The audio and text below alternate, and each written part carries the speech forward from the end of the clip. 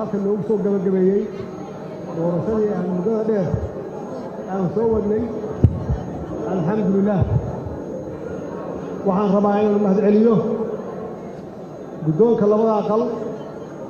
guddiga doorashooyinka xildhibaanada sharafta leh ee labada aqal kuway doortay kuwa codkii siiyey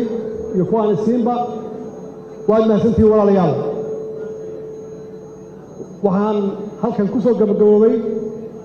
doorashadii soo socotay muddo caawa waxaan rabaa halkan inaan ku soo dhoweeyo walaalkay madaxweynaha cusub xasan sheekh oo aan leeyahay hambalyo